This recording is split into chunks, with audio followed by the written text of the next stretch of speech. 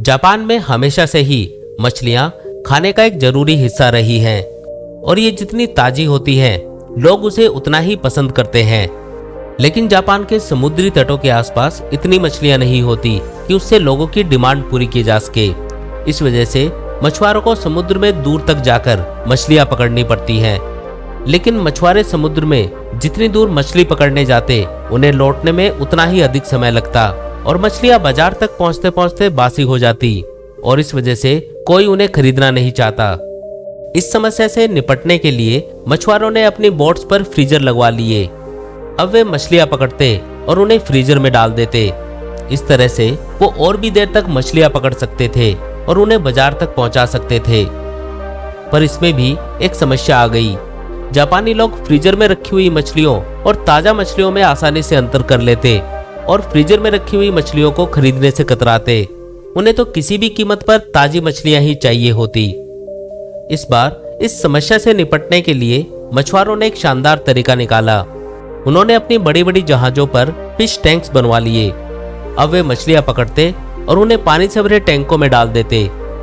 Tank में डालने के बाद कुछ देर तो मछलियां इधर उधर भागती, पर जगह कम होने के कारण वे जल्दी ही एक जगह स्थिर हो जाती। और जब ये मछलियां बाजार पहुंचती तो भले ही वो सांस ले रही होती, लेकिन उनमें वो बात नहीं होती जो आजाद घूम रही ताजी मछलियों में होती। और जापानी लोग चक्कर इन मछलियों में भी अंतर कर लेते। तो इतना कुछ करने के बाद भी समस्या जस की तस बनी हुई थी। अब मछुआरे क्या करते? इस बार उन्होंने कुछ नया नहीं किया। वे अभी भी मछलियां टैंक्स में ही रखते, पर वो इस बार हर एक टैंक में एक छोटी सी शार्क मछली भी डाल देते। बाजार पहुंचने से पहले शार्क उनमें से कुछ मछलियों को जरूर खा जाती, पर ज्यादातर मछलियां बिल्कुल ताजी पहुंचती।